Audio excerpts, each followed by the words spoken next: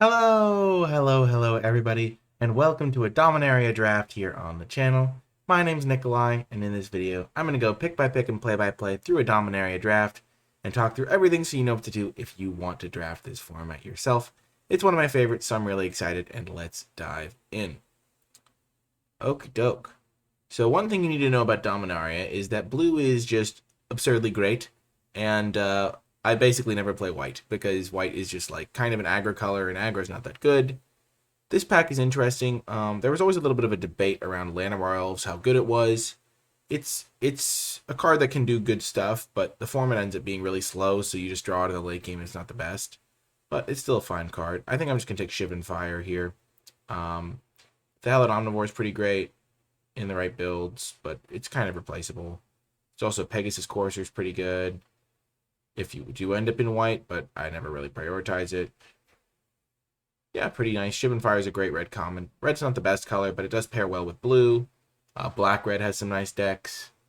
And overall, Shivan Fire is a fine start, though. Probably below average as a first pick. Okay. Well, some interesting options again. Sylvan Awakening, not really a great rare. I have done some fun stuff with it, but it's not really a great card. Knight of Grace, pretty good. Just overall solid card. This card's reasonable. I like Yavimaya Sapherd. I will say red-green's not the best color combo. TBH, Knight of Grace is the best card in this pack by a lot, so even though I don't usually play red-white, I'll just take it. We'll see what happens. I do like Yavimaya Sapherd a lot, and it does lead me towards directions that I like going down. There's an uncommon missing. Honestly, I like just playing blue a lot in this format, but I'll take a Knight of Grace. It's still a really good card. 2 mana 2/2 first strike that can just hose black decks is pretty nice. And maybe we'll get to try something new. That's always fun. Oh, it's hard for me to pass up on a Divination. It's weird because Divination is like not great in any other format, but in Dominaria, it's like randomly one of the best blue commons, it feels like. You can just play like Divination and just crush people. It's amazing. So I'm going to take that. Blue-white's fine. Red-blue's good. Just happy taking Divination. I think it's the best card in this pack by like a decent margin, which is kind of crazy to say. But yeah, just trust me on this one. I've played a lot of this format, and once you start taking Divination like it's just an incredible card, you start winning a lot. It is awesome. Yargle. I think it's a funny card. The first 9/3 in the history of Magic. And yeah, definitely a meme. Whoo, baby. Nice pack. Merfolk Trickster is a great one. Lich's Mastery is actually a really cool card that you can build around. So maybe this could be a time where I show off how to build around that.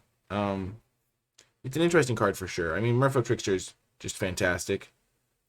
Lich's Mastery is really cool, though, because what you do is you play Lich's Mastery, and then you can play a bunch of cards like Navigator's Compass that gains you 3 life and just draw a bunch of cards. It does suffer from best of one being hand smoother and stuff like that. Like that sort of thing makes this card a lot worse. It's also like when nobody knows what's going on, they won't know that Navigator's Compass is bad, so you're not going to wheel them as much. So it's kind of hard to build around this card. And I kind of just like playing my blue decks in this format. Like I just like Merfolk Trickster, so I'm just going to take that, I think. But if I had a couple black cards already, I would have taken the Lich's Master to show you how it's done there. It is a good card in the right build. Here I like Calico Skin Witch. The Lava Runner never really does a lot. Thrawn Gateway is not great. Animus isn't great. Pretty much Skin Witch is just the best card by a lot. Because these 2 drops that are just relevant late, just good cards.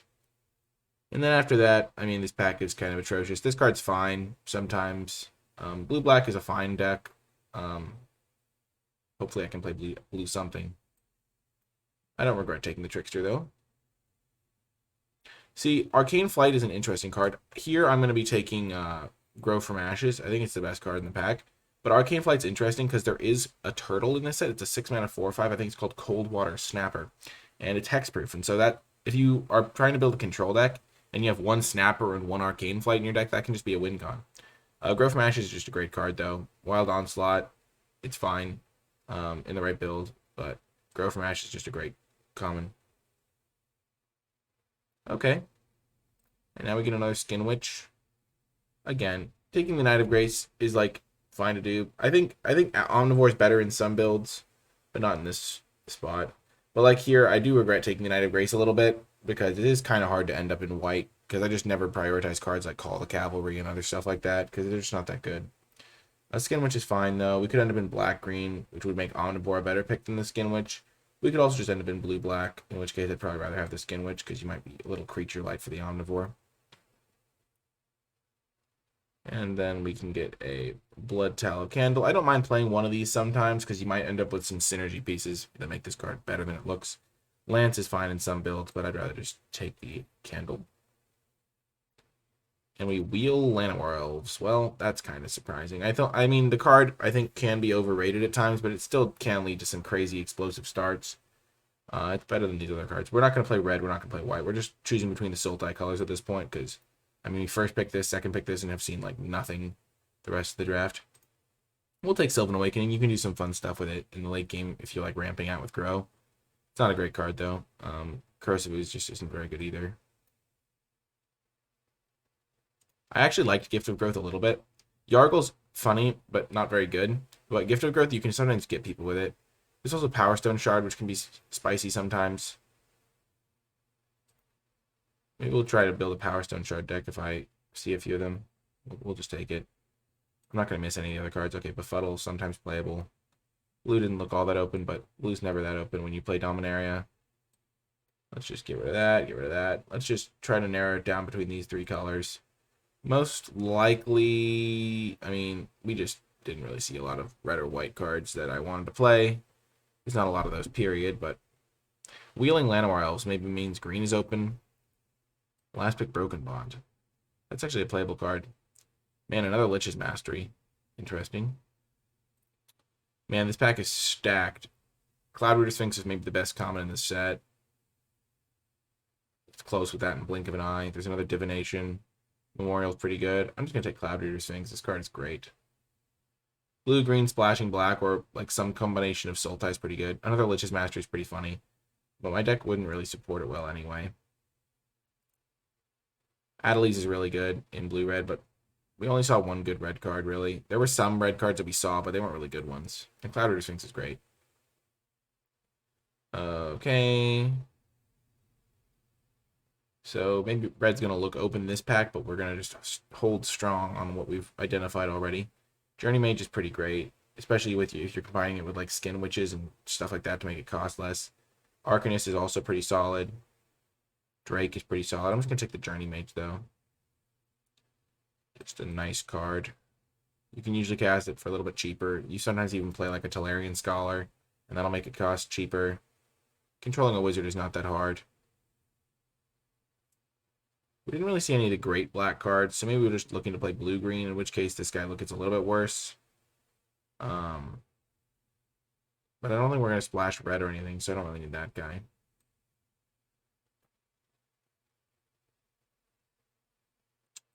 And this is another classic Dominaria pick. Trickster just is a good card, but I think that Divination's just better. Because you can just get another 2-drop like a Voldalian guy, but Divination just carries you so much of the time. Wow. This is a travesty. Icy Manipulator should not still be in the pack. This card is like unbeatable in a lot of spots. This card's just so good. So we're playing blue to the surprise of literally no one. Now we're just picking a second color. I guess we could still play red or white, but probably not based on pack 1, because if you really think about it, we have like 4 more picks out of this pack after this Icy Manipulator. And then we just start seeing cards on the wheel, which aren't going to be that good. And then we have next pack, but next pack we know that red and white aren't really open. Okay. I'm going to take the Woodland Cemetery now.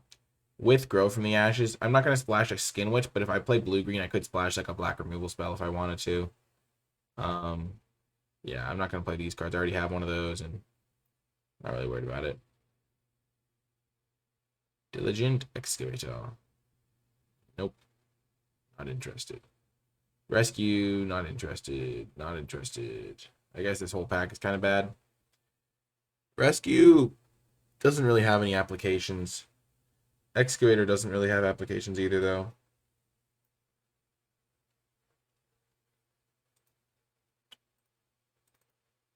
let's just... Wow, that's absurd. I can't believe this card's still in the pack. Actually, this whole pack is kind of nutty. There's a Cold Water Snapper. This card's great as well. I think Grunt is a lot of fun, but I'm guaranteed to play blue. I mean, Cold Water Snapper just leaves us some cool stuff. You just play this as a 6-drop and it attacks for 10, which is pretty nice. I'll take it. I like Grunt more than the Snapper. It's just a more fun card anyway. And I don't really necessarily have any combos to go with it.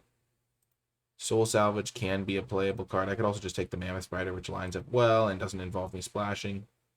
Even though I have Grow and Woodland Cemetery, so I could probably splash. Soul Salvage is like the sort of card where it's like, if you already have Divinations, you don't need to bend over backwards to play Soul Salvages. And Mammoth Spider is just a great card. Woohoo! Syncopate. You love to see it. I already have my 1 Blood Tallow Candle ration, which is kind of the perfect number for your blue-green decks, and then get some counter magic. Sign me up. This card is actually sometimes playable. I'm just going to take Sulphur Falls just in case I decide to splash or something.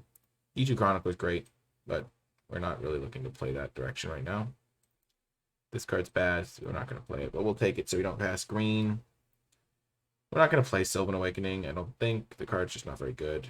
Windgrace Acolyte's pretty good. Pierce Disguise, kind of main deckable sometimes. Fiery Intervention still being in the pack is kind of insane. Yeah, I'll take Pierce Disguise. I'm probably not going to main deck it, but maybe. Gift of Growth. I like blue-green in this set. It's a good spot to be, especially if you can splash black for some good stuff. Well, the Untamed Kavu is a great pickup. Eviscerate's also a great card. The Kavu is just a great card, though. 5 mana, 5/5 trample. You usually just kick it. You never really just cast it normal. Eviscerate, being a splashable card, is the sort of thing that you would splash with the Woodland Cemetery and the Grow from the Ashes. Evra is also a pretty good card if you are playing white. Yeah, this is a good spot, though. I think getting the Kavu is pretty nice. I don't think our creature count's that high. Yeah, 7 creatures, so this is just a nice pickup for us. Eviscerate would be second place, but again, if you have a good card in your color, just try to take that and then don't bend over backwards for the card in the second color. Blink of an Eye is another great card. Love Blink of an Eye. Fantastic card. Ruinous Blast, not really my jam in this spot. Gosh, Blink of an Eye is so good.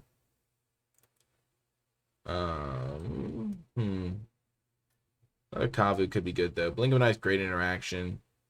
It's in the contention for best common alongside Cloud Reader Sphinx. I think I'm just going to take another... maybe I don't even play the Journey Mage. Interesting. I think I'm just going to take another Kavu. I think I just need more threats. It's going to be nice to have, but I do love Blink of an Eye. I don't have as much instant speed stuff as I normally would like, which is one of the reasons why I'm willing to make that pick. Nature Spiral. I mean, this card's not playable. Nature Spiral. I mean, I guess it's technically playable, but no, don't play this card. Nature Spiral. We're trying to permanent. We don't really need that. I'm just going to take Blessed Light and maybe we splash it, because we could still splash, even though we don't have the best fixing for white.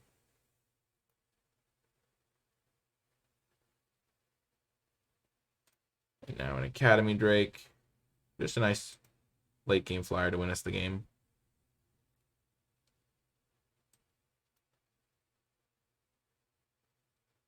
Boom, Cloud Reader Sphinx. This card is so good. I'm very happy to see another one of those. World of Unity.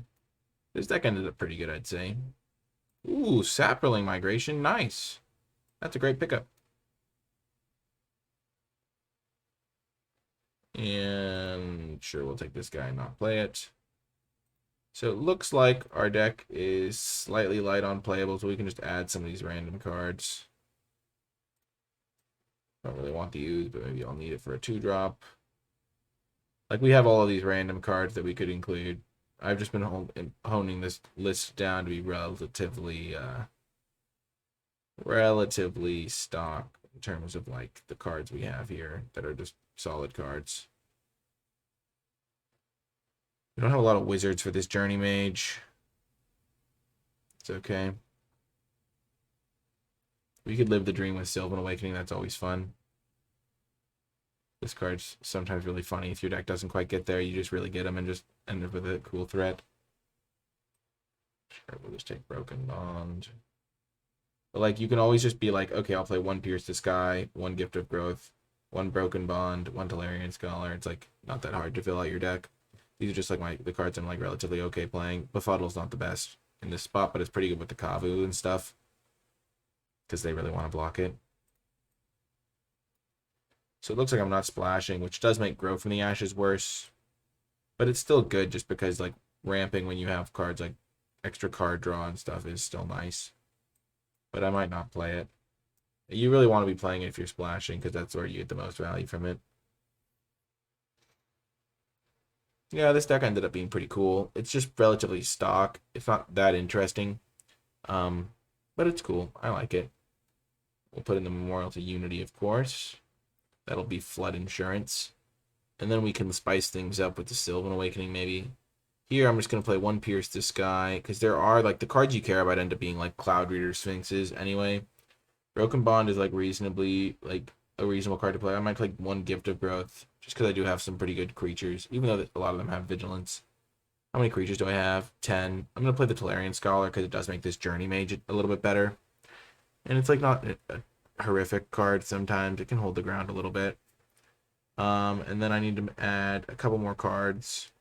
I think I am going to keep this Grow from the Ashes because I do have a lot of 5-drops, and especially including the Kavu, so playing one of those on turn 4 is still nice. So you always got to think about that sort of thing. It is reasonable to play like maybe Sylvan Awakening is just like a cool late game bomb. It's not a great card, but it's kind of fun when you cast it, so maybe we'll do that. And then we still need one more card. Rescue's horrific. Don't play that card. Broken Bond can be playable. Maybe I'll just show off the kind of play like random one-ofs of these situational cards. See how they kind of work just to kind of show them off for you folks. But yeah, so let's see. We're slightly heavier green, and also we want to be able to cast Llanowar Elves on turn 1. And we have a decent amount of ramp. So I think normally in this spot I might consider playing 18 lands, but Llanowar Elves is kind of like a land. Grow from Ashes like a land. Hopefully I get to show off how good Divination is. That's really what I'm hoping to do here. This is just a classic deck, as you can see. I'm playing one rare, I think, technically, but I mean, it's mostly as like almost a like joke because this card's not really that good. It's more of like a fun thing. But yeah, you don't really need rares. You just got to know which cards are important. Cloud Reader Sphinxes, Divinations, got my Kavus.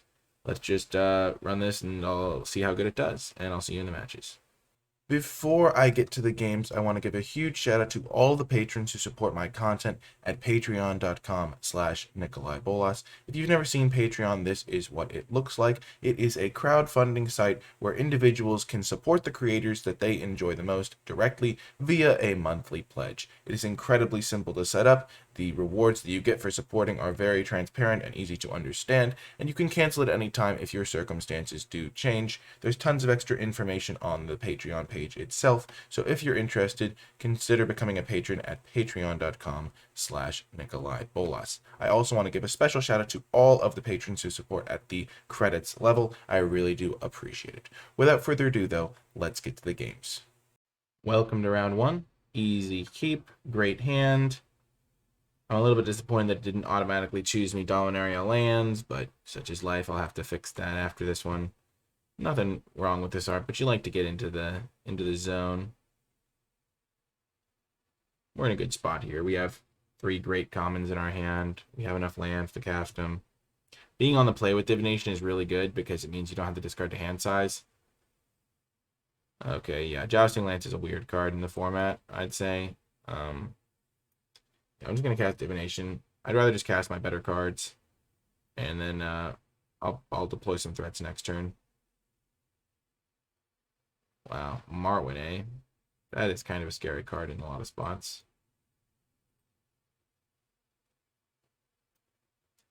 Sure. If they want to equip Marwyn and then tap it for a bunch of mana, that's not great for me, but blue-green is not an interaction color combo. It is just a play good cards color combo. That's why it often splashes removal, splashes interaction, uses some counter spells, some trickery, some bounce. I don't really have a lot of those tools, so if I play against a really good card or a really good combo, I'm going to be in trouble, but that's the way it goes. You don't always control those sorts of things. I could have taken the Eviscerate, things like that. Okay. Nice. And play this.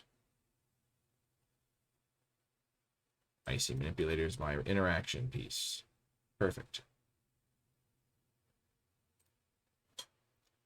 So next turn I'll have 7 mana. I can cast Divination and Icy Manipulator.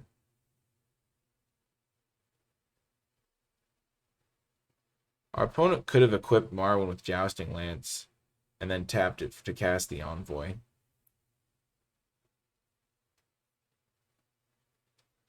Okay, that's just kind of bizarre, I would say. I'm going to start hitting them with this Cloud Reader Sphinx, I think. Sure.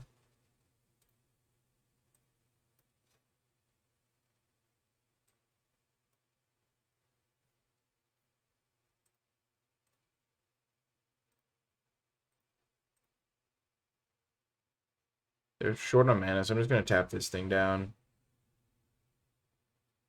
It's not the most mana efficient use. I could play Sapling Migration. It's just making 2 1/1s, but... And then, because I'm planning on trading an Envoy for this Scholar, taking maybe 5 here.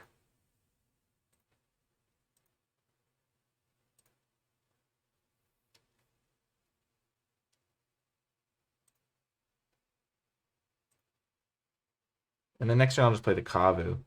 And then they can't really punch through the Kavu, and I'll be in fine shape. I could have just not attacked with the Sphinx, but I feel like my life total is not going to be in jeopardy for the next couple turns, so even though I'm trading down in damage temporarily, I think in the long run I'll be fine. Like I'm taking 7 here. Maybe I wasn't supposed to, but I was going to take this 4 no matter what. And so this is fine.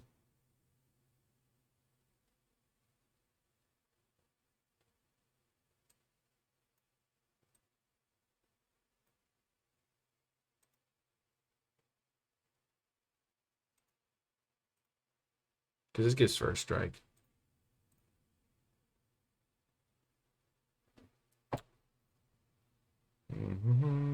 So I can... Yeah, I'm just going to keep tapping the Marwyn here for a little bit. Shut down their mana production. If they just hit me for 4 here, sure, I'm behind on the damage temporarily, but I got a 5/5 Vigilance Trampler, and I can start tapping down their flyer when I have already taken over the board here. And they're not going to be able to interact with this Untamed Kavu unless they have, like, Eviscerate in hand and a Swamp off the top of their deck. So we're going to be in good shape here. This is just pretty much exactly where you want to be. You got... I mean, maybe not exactly, like, I could think of better places to be in terms of, like, life total stuff, I guess. Okay. We get hit. There's Grun. Yeah, Grun isn't actually good here because they have so many chump blockers. If I attack with this and they double block, it's really not good for me. Let's see. Let's get more information about what we want to do. Draw 2 cards. Interesting. Interesting. I could tap down this 3-powered guy, attack them for 8, play Sapling Migration to make 2 1/1s.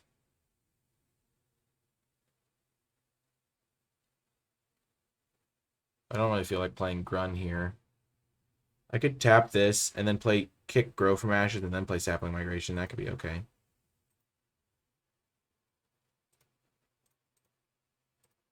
Regardless, I think I'm supposed to attack here, even though it unlocks their Marwyn. Just helps me take the lead in the race.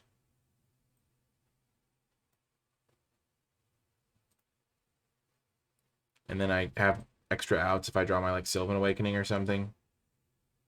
I'm bad. That was bad. Whoops. Whoopsies. I think I'm dead on board now. I just clicked randomly because I didn't think it mattered. But it did. It definitely did. Oops. So now they attack with all. I block there, and I take 3, 5, 6, 10. Oops. Yep. All of my planning was for naught. That was bad. Let's just say that that was a rust-induced play. My shame knows no bounds. Maybe they won't go for it. Okay, was I dead anyway? No, I was not. I would have been fine, but I would have been tough to win this game. Because they would have killed my, if they killed my Kavu, even if I had 2 extra 1/1s, I can trade with their, I have to double chump. Yeah, let's just chalk that one up. I don't think I would have won anyway. Tough one for sure. It's weird the way that one lined up, because they had 3 mana the whole game, yet they just kept casting spells that kind of mattered. The 2/1 was really hard to deal with. And, yeah. If I had drawn one of my random situational cards, it would have worked out really well. Like, thinking about the Broken Bond, the Piercing Sky, both of those would have been good. Gift of Growth to untap my flyer and kill that guy. Pretty much any of my, like, kind of niche cards would have been good there. Okay, we're going to keep this on the draw. It's not great. But if that happens, it's turns pretty good, pretty quick.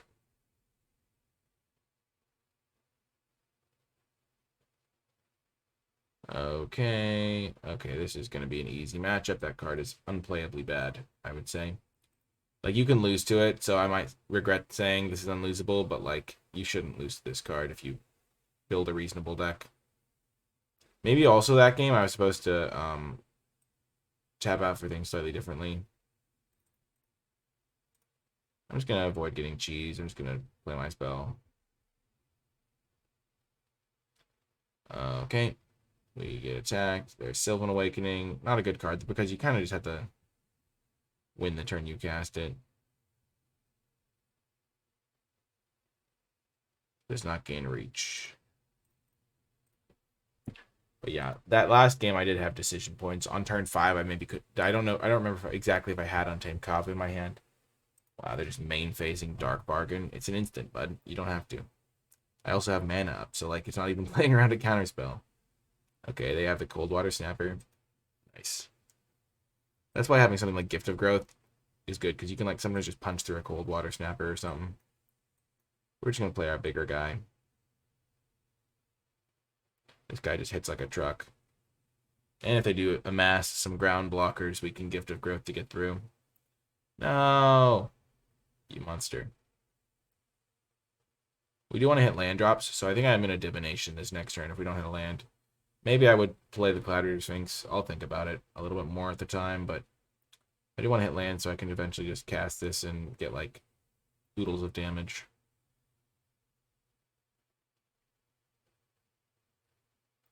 That's not good. Gosh, they have double. I can't believe it. Oh, we don't even have to choose. Nice.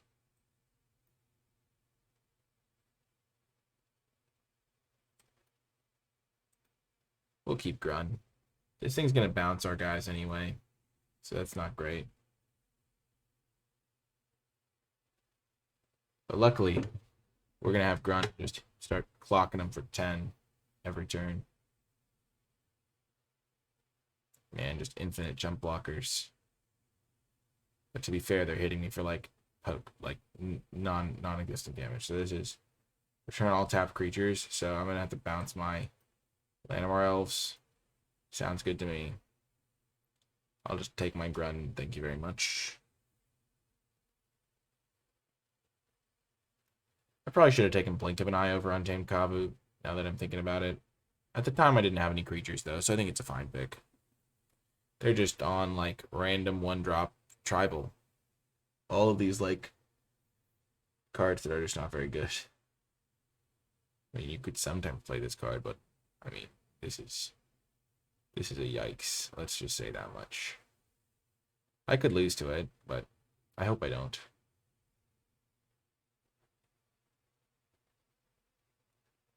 I mean, The problem here is that I mean, Grunt is just going to attack for 10 every turn for the foreseeable future. They're just going to chump it for a little bit. And I'm just going to hope that they can't eventually just, like, overpressure me thanks to, like, killing my Cloud Reader Sphinx, basically. Ooh, Pierce the Sky is perfect. That is exactly what we wanted to see. Honestly, Befuddle's pretty nice, too. Yeah, because that can save me some life points. So we're going to keep both of those. Because we can Befuddle this thing to save myself some life. And pierce it from the sky as well.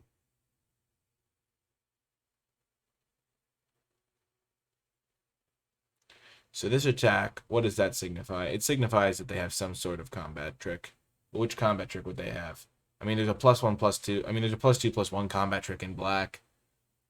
There's like random. I can't even think of a blue. I mean, there's like Befuddle.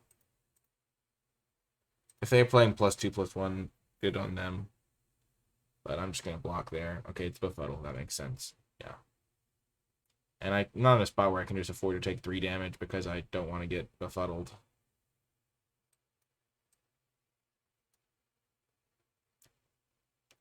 Perfect. See, this is why Mammoth Spider is so sweet. So sweet. Okay, we're just going to keep clocking them for 10 here.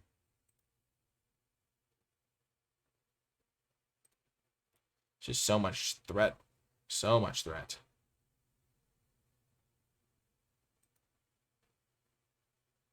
Here we can block the Drake. Befuddle this guy.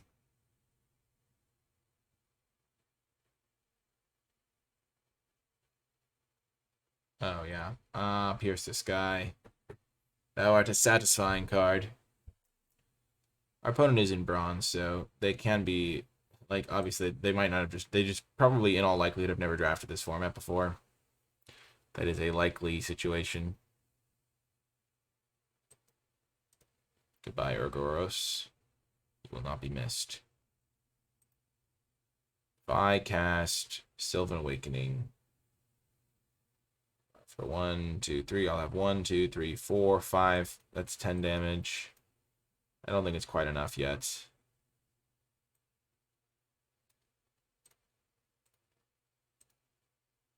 Send in the Grun.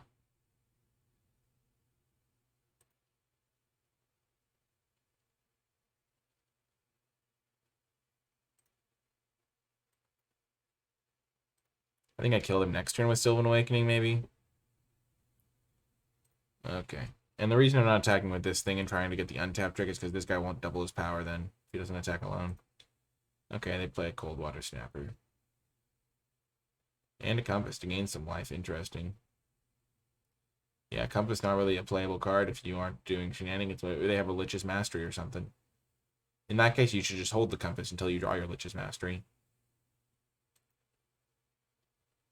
Unless you desperately need the life, which they don't.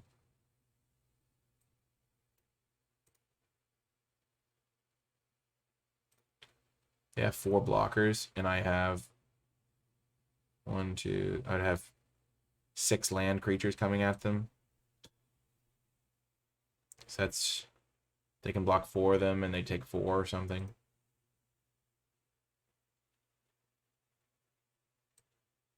Okay, we're just gonna play this guy. Honestly, Sylvan Awakening is not really a good card, but it's gonna be fun watching it just go off. Make all the lands into creatures. Go to town.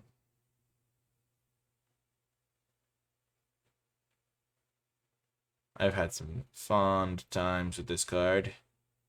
I think I only played it in one of my drafts, but it was fun when I did. Yeah, it's mostly just a for funsies card. Bum, bum, bum. I think my opponent's deck has enough cards that are subpar that I would feel pretty bad if I had lost to it. Not gonna lie. The classic experience. Maybe I might not even get to cast the Sylvan Awakening. It's just so, like, you have to have so many lands in play before it's a game-ending card. Like if they're at 20, you need to have like 13 lands in play before the lands themselves could kill your opponent. No. Yes, yeah. Because you need 10 creatures attacking with it. Like, I don't know. Let's just say they block this, this, this, and this. I do this. They have 1, 2, 3, 4, 5, 6. So I'll hit them for 12 or something. Which isn't even that good. Because I wouldn't have any mana and they could hit me back. And it's a yikes all around sometimes. Hopefully my opponent is not rage quitting. But maybe they are. Hard to say.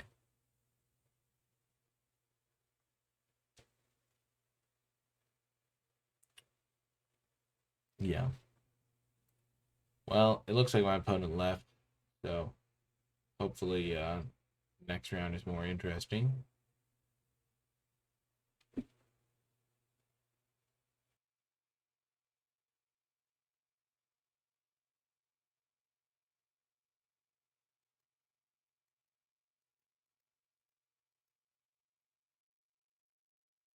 Okay, we've got another good hand here. Divination, Journey Mage, Sphinx. We got a lot of 5-drops in this hand. And Divination on the draw. So we're going to hope to draw something before that point. But honestly, like, this hand will work out just fine. Ooh, that's a good card. This is why this card is still in the deck even when I'm not splashing. Because casting a 5-drop turn ahead of schedule is nice. And the Sapherd. Sapherd is one of those cards that's always solid, but really thrives in certain situations. Where you're like looking for sacrifice fodder or other saproling synergies. Not as good as just an individual card, but it is, of course, just a solid card. It's not like bad or anything.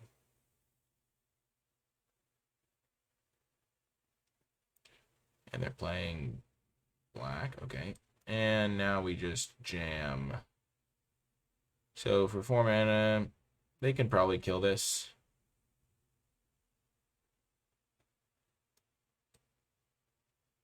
I want to play the Sphinx anyway because I want to see what I'm drawing, get that scry action. Scry 2 is almost as good as like drawing a card a lot of the time. Blood Tallow Candle is a card that I like. I also just like that Kavu, so I'm just going to keep both of these. Next turn, I'm going to jam the Kavu, even though I'm going to miss a land drop. I'll just get it into play. Yikes. That is terrifying. This could be a bad situation. Okay, not the worst for me. They played a flyer, which is actually really good with my Pierce the Sky. Their ground creatures aren't doing a ton. Black-green Saproling can be really scary. So I'll just have to be cognizant of them having like a Thallid Omnivore or something. Well, that's just can't possibly be the right attack. There's no way that's right. Maybe it is. I don't know. I doubt it. Just gonna play another Reach creature in case they can kill my Acolyte.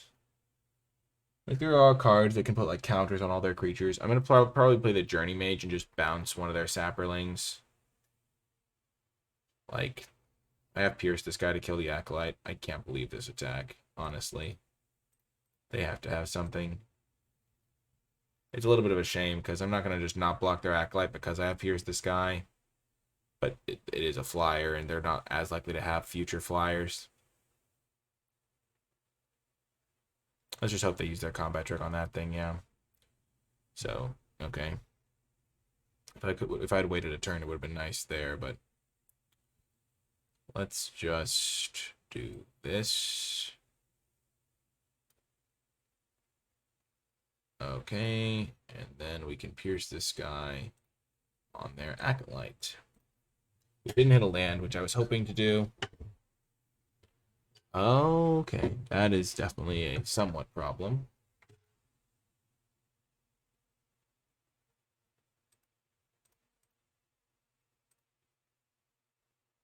Hopefully they don't have another combat trick. That would not be ideal.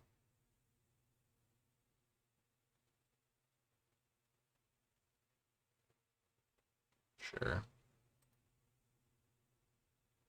So their guy dies. I kill the Acolyte.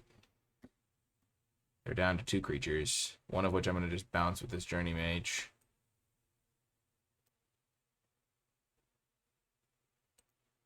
Sure. Well, we're in good shape again. We have 2 Kavus. Sylvan Awakening is useless, but once again, nerfing myself for content is a classic. Oh, no. No. I guess I understand why they didn't attack. That makes sense. Okay. So we're going to play this guy. Attack. Get in for that juicy damage and then play this thing. Blood Tallow Candle can kill Windgrace Acolyte if we need to. Hopefully we can use it to this Befuddle to like win a big combat. Oh, nice. They're staying on the ground. Them staying on the ground game is really good for me. We'll just put it that way.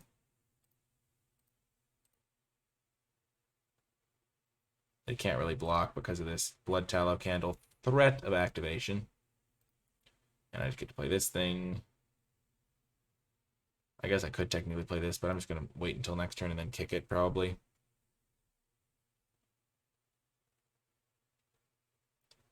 And I don't think their Windgrace is fast enough, though it does gain them some life, which can't help. But I have Befuddle to slow them down. I'm hitting them for like 10 a turn.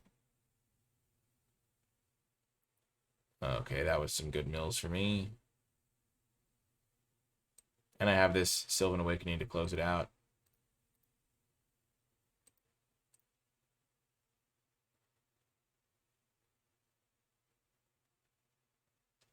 Like, man, Befuddle is going to be so devastating if they do block.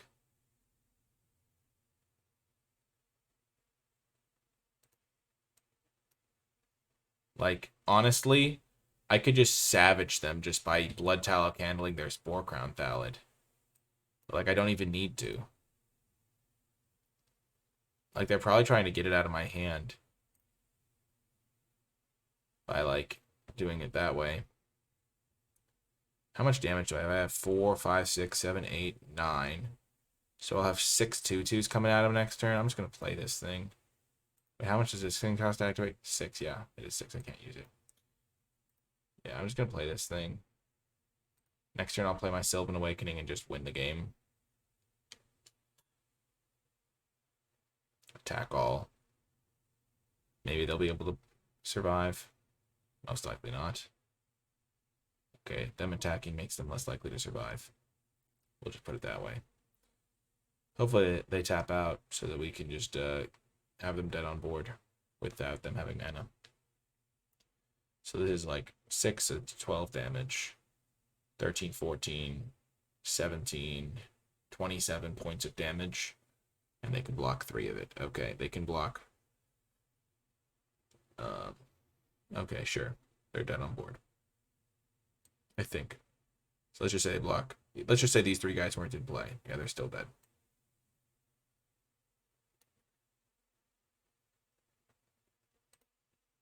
That's funny. Nice. Sylvan Awakening getting the job done. You love to see it. Like, even if they go, like, block, yeah, they're dead. Let's go! Sylvan Awakening. What a fun time. Love that card when you can use it.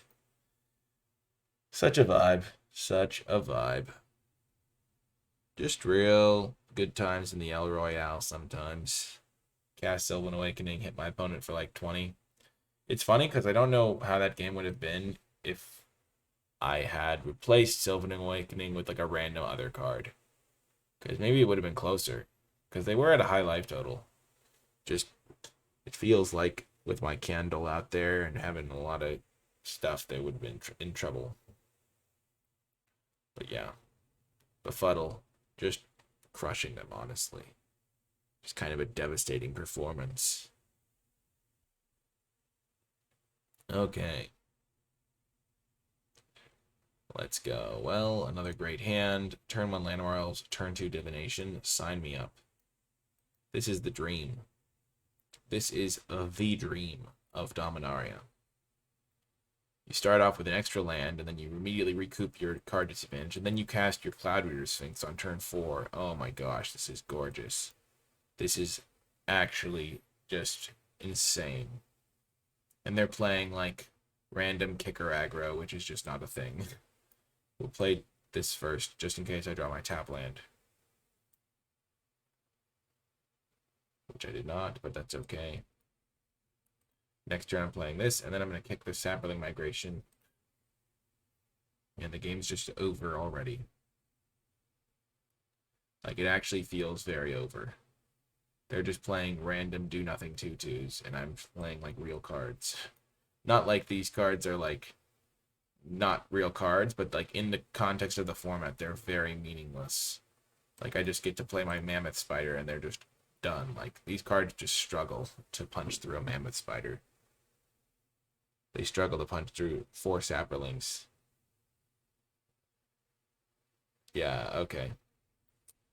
Okay, yeah, that's cute. Let's just do this. Not going to attack quite yet. I want to have my defenses slightly more intact. Like, they can shiv and fire this thing now. Like, now they can finally kill it, or fiery intervention it.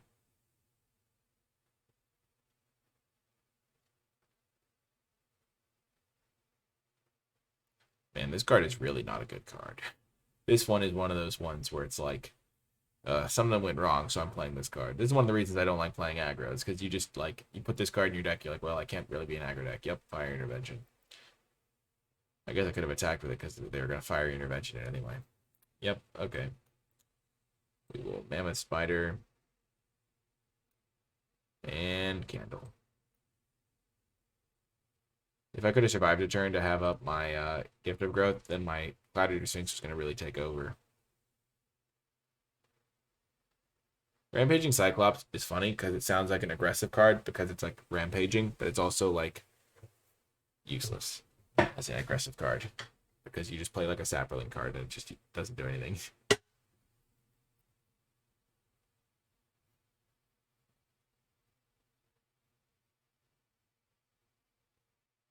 Well, that feels bad. Let's just put it that way. That was the best Radiating Lightning I've ever seen. Nobody even plays that card. I'm so devastated. Wrecked. My opponent is next level playing. They're so good. Okay. So this is where the situational cards don't look quite as good. But it's okay.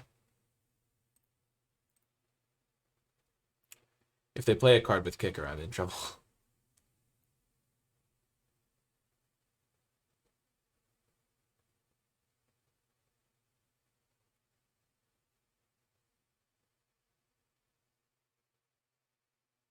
Okay. So my plan is for them to play an equipment or something. They're not going to have any flyers.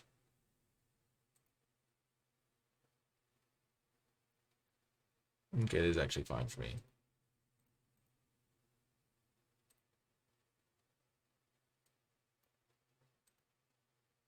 Gain some life here.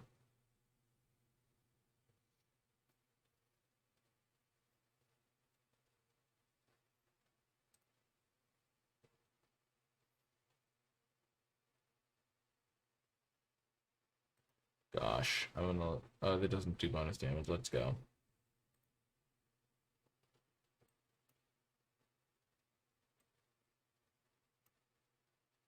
So I have 7 mana, so I can get Icy down this turn. And tap down their Cyclops.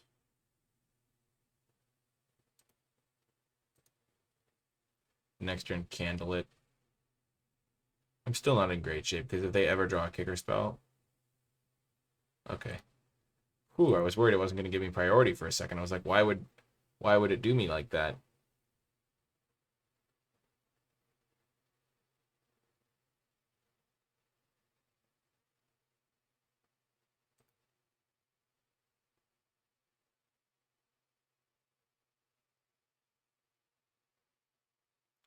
Well, that's big for me. They could just have, like, a burn spell here, and then I'm still in trouble, but...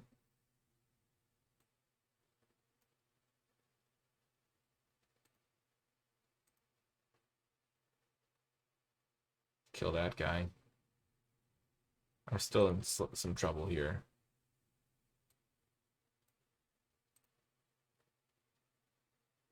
I could have waited to kill that guy. That would have been way better. I don't know what I was thinking, why I did that then. Now if they draw a burn spell, they can just kill my guy and I lose. Whereas I was totally fine before. That was just bad. I don't make the best plays all the time. I need to practice that. Yeah, literally, like, I figured they had this card, and I also figured I might not be able to beat it because, like, they'll just draw 2 lands eventually and kick it to win. But, like, so unnecessary from my end on, like, I literally had Gift of Growth, and if I hold up Gift of Growth, I just can't lose that for a little bit. So, as soon as I did it, I knew I was literally thinking they had this card because it's, like, the sort of card that makes you play your extra lands and stuff. But, you know, I am not flawless, so sadly, a lot of the time. Okay. So we'll play our Grun. And it actually might have worked out for the best. Because our opponent now doesn't technically have me dead. I just have to keep tapping the Bloodstone Goblin. And I'll be living at 1 because the Keldon Warcaller is weak. Weak Warcaller.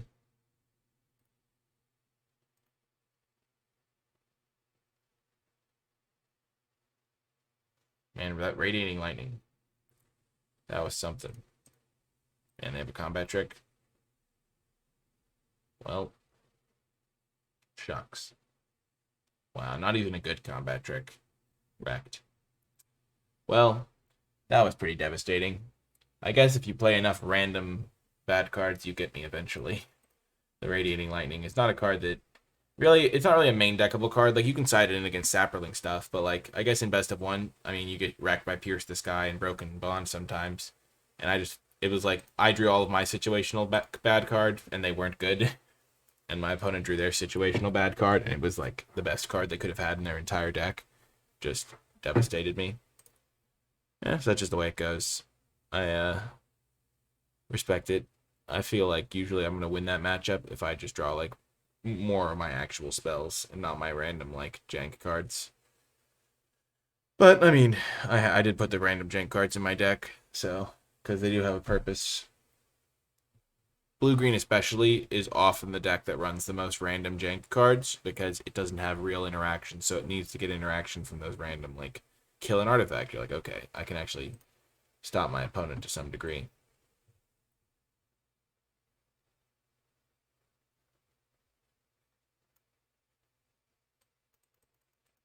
And then, of course, I did kind of troll the fight with fire thing, but, like, I was in tough shape against that because I would have had to, like, draw my Syncopate.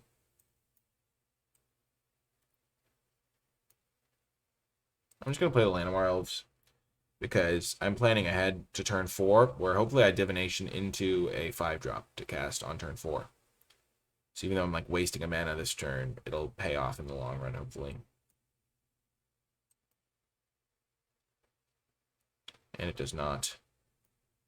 I am getting wrecked by my sideboard cards that I'm playing in the main deck. Against white, they'll have flyers and artifacts. It's like it should be fine, I guess. Like, Tolarian Scholar is going to do his thing here. Nice.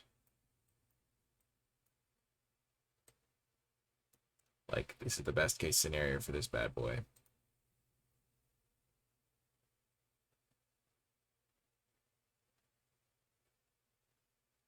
Oh, literal best case scenario. Shalai is an absolute stone cold bomb. Get wrecked, Shalai. To be fair, I could Blood Tallow Candle it, but Blood Tallow Candle is a flexible card. Come on, man.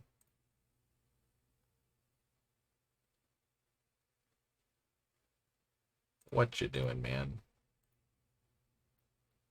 That made no sense. I'll take it, though.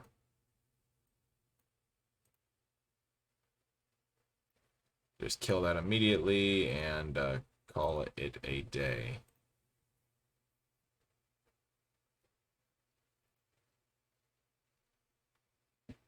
Okay, yeah. This should be very winnable. Yikes. Blue-green is not good against static effects in just historical standpoints.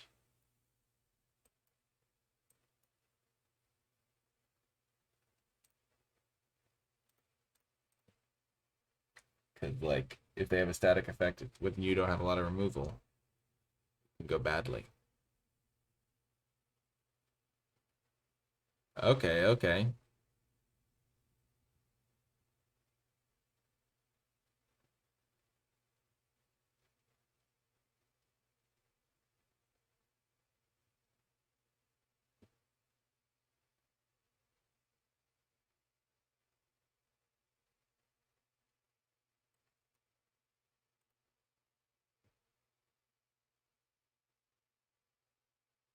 Just gonna keep myself stabilized, and then I'll get the Kavu down.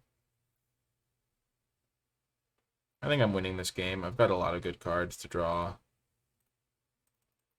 Got my Divination, my Cloud Reader Sphinxes.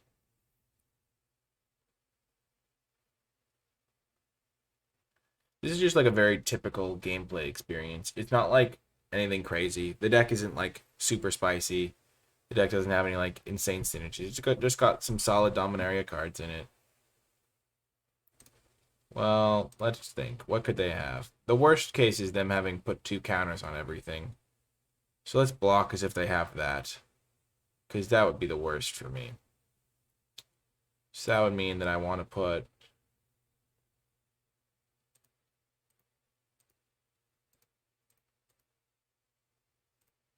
I want to double block like that, maybe. And I chump block there or something. Something weird. Where then I take 4, 7 or something.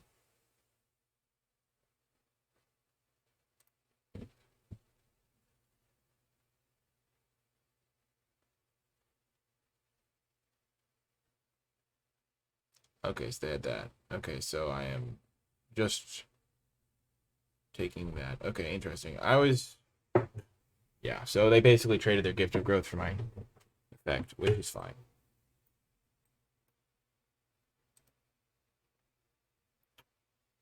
I could have thrown an extra guy on there, I guess. To play around gift of growth as well. That was another likely card for them to have.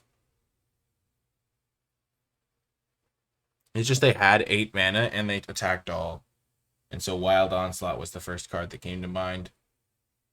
Because that's just like the classic attack all when you have 5 creatures card. But I should have just thrown an extra blocker on him, I guess.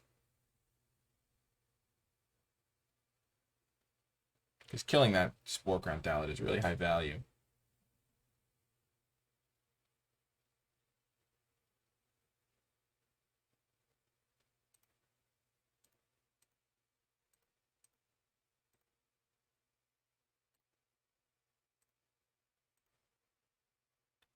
Let's just do this and force them to use whatever combat trick they have.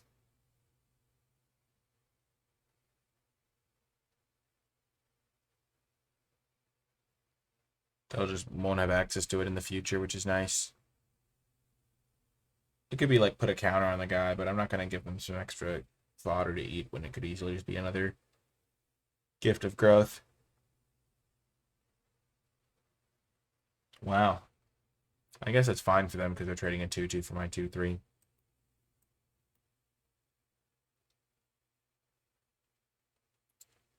I should have attacked first. That was really bad. I just wasn't thinking. Well, those are both great draws.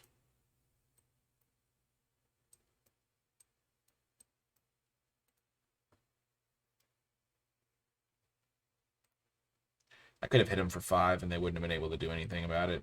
So if I lose this by like a close damage race, that's probably where the winning damage came from. See, Pierce the Sky was great.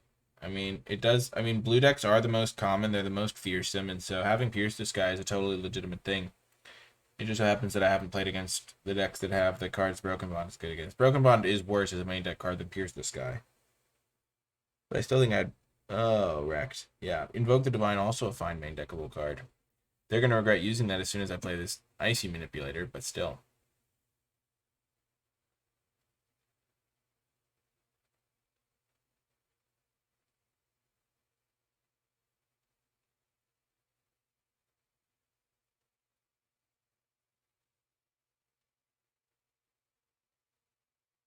What a weird attack.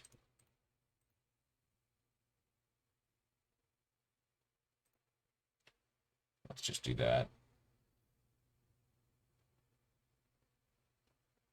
They have some sort of combat trick, it feels like. I'm not going to attack with the Kavu here, because I'm just going to activate this Memorial. Actually, no, I already know I'm drawing a good card, so I don't need to activate the Memorial.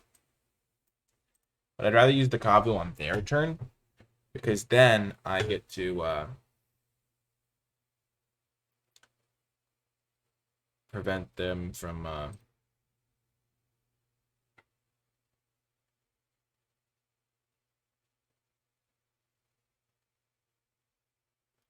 and I get to prevent them from attacking and blocking, and I have the flexibility with the manipulator that's so key.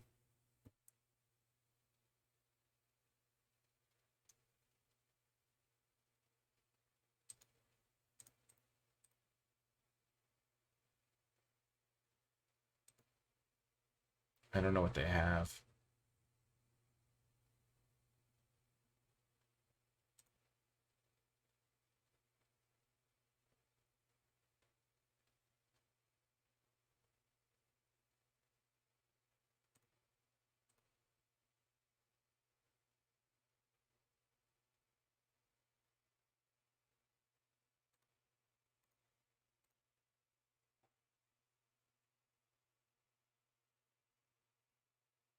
Like, they so clearly have Gift of Strength. If they go for it, I just get to tap their guy again, Gift of Growth. I feel like they have Gift of Growth again.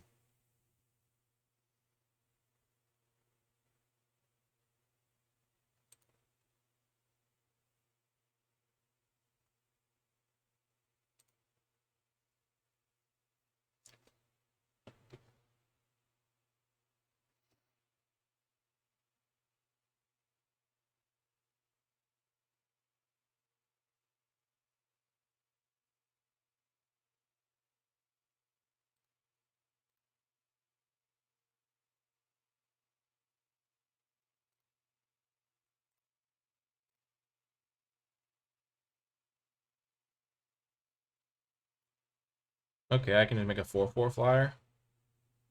That seems good.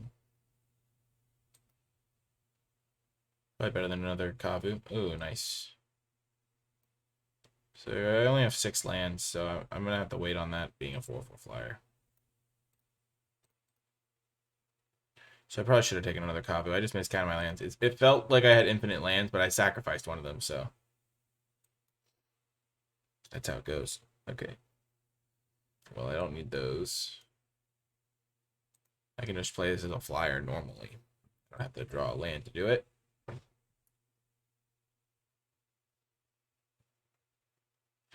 This is the downside of combat tricks when your opponent just doesn't let you play with them.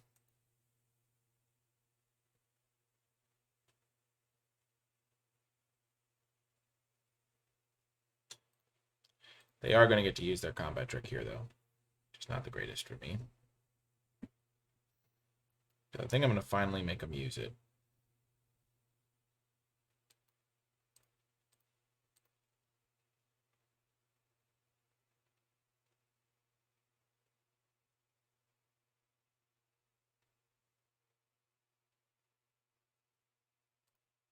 Like, they're going to use their Gift of Growth.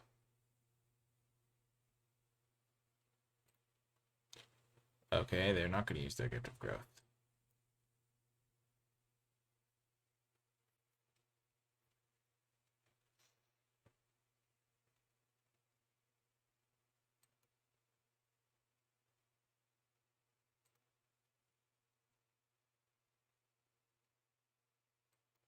Okay, so they can't kill me even if they have Wild Onslaught. That's what I was double checking.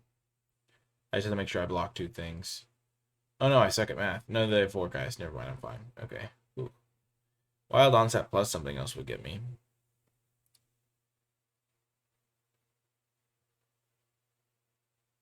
Sylvan Awakening would get me. Because they have 11 lands, so they'd have 16 damage coming in. That'd be funny if they had Sylvan Awakening. Real classic.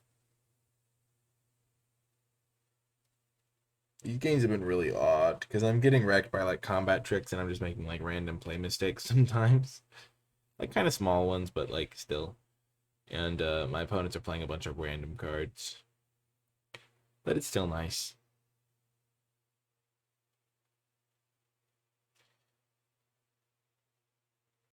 I think we got this one in the bag, though. Yep, I think we have this one in the bag. That's really funny. I'm just going to attack all.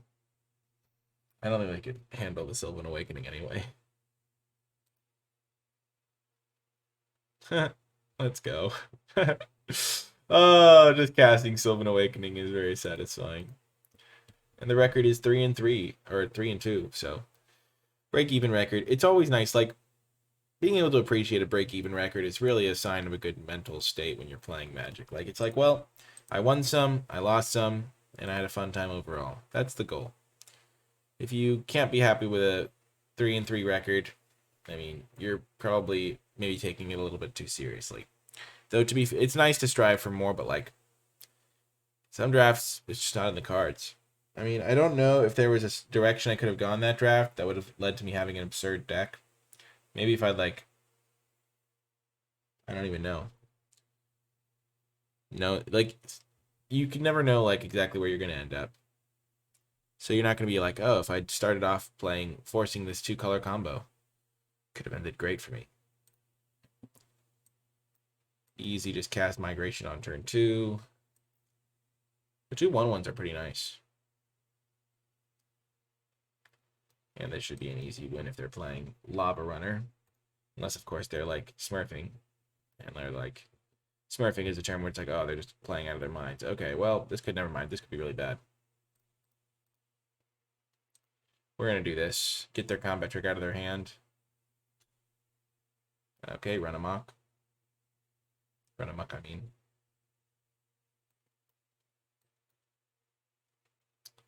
And that is not great for me, but it was going to get me at some point, so I'm glad I got it out of their hand. They didn't spend turn 2 developing another threat. It is one of the scarier aggressive cards. Now I feel like my opponent really does actually know what's going on. We're going to keep just getting their combat tricks out. Yep, I figured they had another one. But you got to just grind your way through.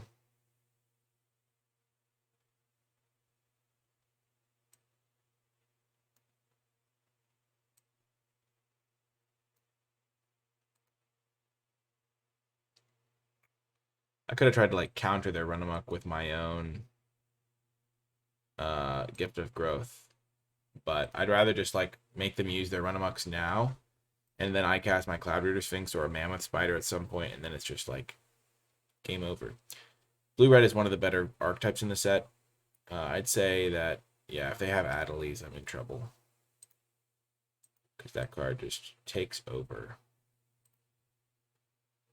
Okay.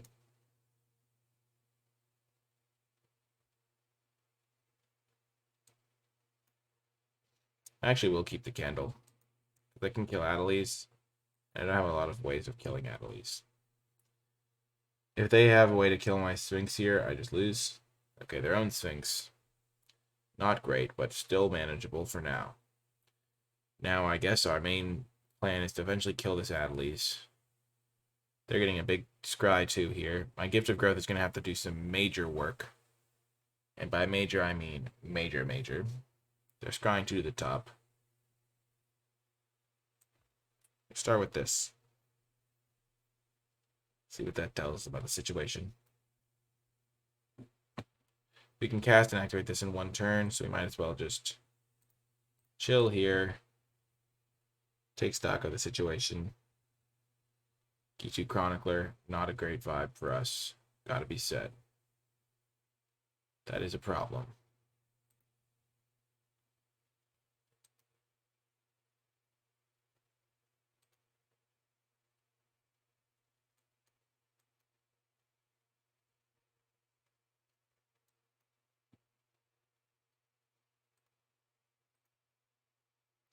Just killing Adelies now.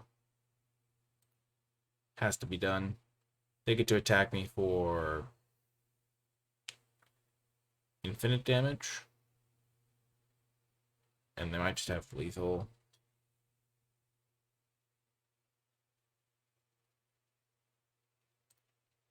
No blocks.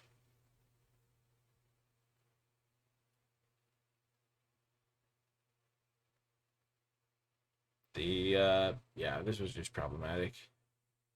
I needed them to go for their run amok play the last turn. Do they just have deal 3 to me with Radiating Lightning? No, Drake, okay.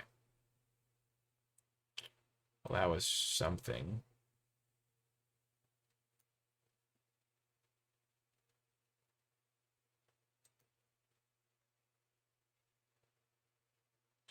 Giving him that guy back, it does not feel great, I must admit. Because now they'll just make it a 4-4.